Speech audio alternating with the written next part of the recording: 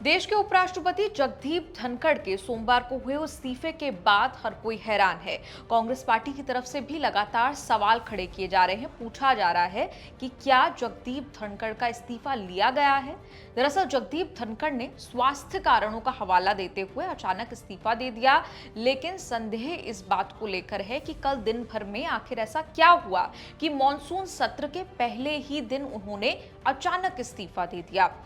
Congress party के तमाम नेता इस पर सवाल खड़े कर रहे हैं। विपक्ष के तमाम नेता इस इस्तीफे को लेकर संदेह जाहिर कर रहे हैं। कांग्रेस पार्टी के वरिष्ठ नेता पवन खेड़ा ने कहा कि देश के उपराष्ट्रपति ने स्वास्थ्य कारणों का हवाला देकर इस्तीफा दे दिया, लेकिन प्रधानमंत्री कार्यालय और भाजपा से जुड़े किसी भी व्यक्ति ने अब तक ना उन्हें स्वस्थ होने की शुभकामनाएं दी और ना ही उनका धन्यवाद किया। ये चुप्पी इस बात की ओर इशारा करती है कि पर्दे के पीछे कोई बड़ा खेल चल रहा है और भाजपा भारी तनाव में है।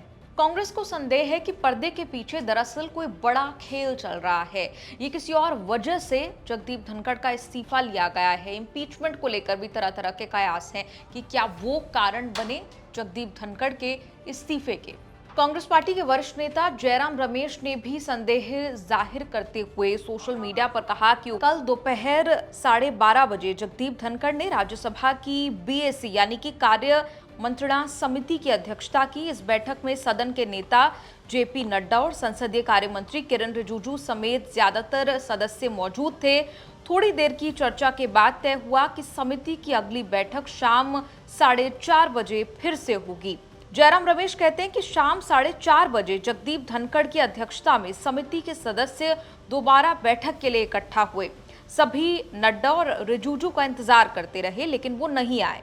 सबसे हैरानी की बात यह थी कि धनखड़ जी को व्यक्तिगत रूप से ये नहीं बताया गया कि दोनों मंत्री बैठक में नहीं आएंगे। स्वाभाविक रूप से उन्हें इस बात का बुरा लगा। उन्होंने बीएसी की अगली बैठक आज दोपहर 1 बजे के लिए टाल दी। जयराम रमेश ने संदेह जाहिर किया कि 1 बजे से 4:30 बजे के बीच कुछ बड़ा हुआ है। उन्होंने कहा कि इससे साफ है कि कल दोपहर 1 बजे से लेकर शाम 4:30 बजे के बीच जरूर कुछ गंभीर बात हुई है, जिसकी वजह से जेपी नड्डा और किरण रिजिजू ने जानबूझकर शाम की बैठक में भी हिस्सा नहीं लिया। जयराम रमेश कहते हैं इस्तीफे के पीछे की सच्चाई के पीछे जरूर कुछ गहरे कारण हैं।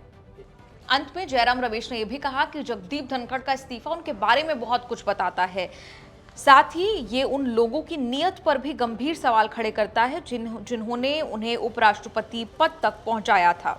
वहीं कांग्रेस पार्टी के अन्य नेताओं ने भी इस इस्तीफे पर डाउट जाहिर किया, संदेह जाहिर किया। उन्होंने कहा, रेणुका चौधरी ने कहा कि अगर धनखड़ जी की तबीयत बिगड़ी होती तो उनका एम्स में इलाज कराया जा सकता था। उपाध्यक्ष जगदीप धनखड़ जाट हैं, सब ठीक है, लेकिन भाजपा में अजीब वायरस है। ऐसी कौन सी बड़ी स्वास्थ्य की मुद्दा है उपराष्ट्रपति का? वो लंबे जम्बे जाट है, हट्टे कट्टे, सब ठीक ठाक है, मगर ये सरकारी बीमारी है, ये अजीब वायरस भाजपा में घूमती रहती है, तो अब आके इनको भी ऐसी लग गई है।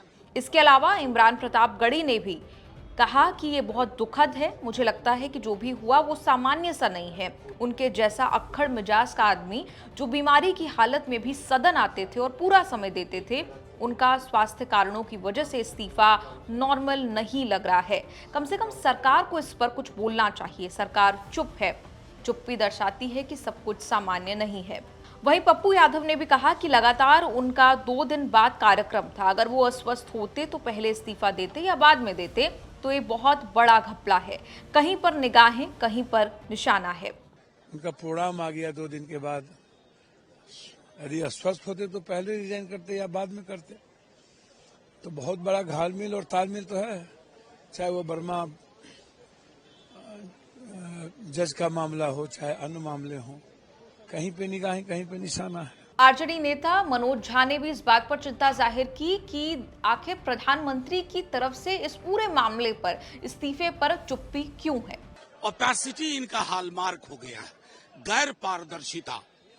कोई निर्णय क्यों होता है, क्यों कोई व्यक्ति बीच अपने कार्यकाल में इस्तीफा दे देते हैं, ये पूरी सरकार पर प्रश्न है और मुझे पता नहीं अभी तक माननीय प्रधानमंत्री जी ने इस पर कोई अपनी प्रतिक्रिया दी है कि नहीं, ये भी चिंता का विषय है। वहीं कांग्रेस पार्टी के अध्यक्ष मल्लिकार्जुन खड़गे की तरफ से कहा गया कि इससे हमारा कोई वास्ता ही नहीं है। कारण उन्हीं को मालूम, उससे कुछ हमारा लेना देना नहीं, सरकार जाने और उन्हों जाने, तो इसमें हमारा कोई कहने का मकसद ही नहीं है, क्योंकि ये उनकी इच्छा है और गवर्नमेंट की इच्छा है कि उनको स्वीकार करना नहीं करना, वो सब उनकी बात है, हमारा कोई इससे वास्ता नहीं है। उधर बीजेपी की लाइन पर अक्सर बात करने वाले शशि थरूर ने भी सिर्फ धनखड़ के स्वास्थ्य की अच्छी कामना की, उन्होंने कांग्रेस की लाइन पर अपनी बात नहीं कही। Concerned about his health, no? It's very sad that he's got this sudden health issue. But So our best wishes for his recovery. Congress and opposition is saying that it is not a health issue, sir. But why he has resigned? It's a politically motivated resignation. I have no idea. I have no idea. वहीं दानिश अली ने कहा कि क्या योगी आदित्यनाथ को उपराष्ट्रपति बनाने की तैयारी चल रही है। उपराष्ट्रपति जी ने जिस तरीके से सरकार के एक तरीके से खिलाफ जाकर के उन्होंने जो एक चेयर पे रहते हुए निर्णय देने की कोशिश की कि जब जस्टिस यादव का इम्पीचमेंट मोशन भी पेंडिंग है और जस्टिस वर्मा का भी, तो मैं दोनों के इम्पीचमेंट मोशन को मैं ये नहीं कर सकता कि जो पहले आया है उसको छोड़ दूं और दूसरा को पहले ले लूं। तो कहीं ना कहीं ये साफ दर्शा रहा है कि सरकार से उनकी जो है वो ठन गई, क्योंकि वो स्वयं कई बार कह चुके हैं कि वो किसान के पुत्र हैं और वो दबाव में आने वाले नहीं हैं। आपको बता दें, जब हम स्टोरी के अंत की तरफ बढ़ रहे हैं तो प्रधानमंत्री की तरफ से 12:13 पर एक ट्वीट आया। कहा कि जगदीप धनखड़ जी को भारत के उपराष्ट्रपति सहित कई भूमिकाओं में देश की सेवा करने का अवसर मिला है। मैं उनके उत्तम स्वास्थ्य की कामना करता हूं। लेकिन दरअसल ये ट्वीट तब आया जब द्रौपदी मुर्मू ने, राष्ट्रपति ने इस्तीफा जगदीप धनखड़ का मंजूर कर लिया और तमाम कांग्रेस नेता प्रधानमंत्री की और बीजेपी की चुप्पी पर सवाल उठाते रहे। आपका इस रिपोर्ट पर क्या कुछ कहना है, कमेंट्स में लिखकर अपनी राय जरूर दें।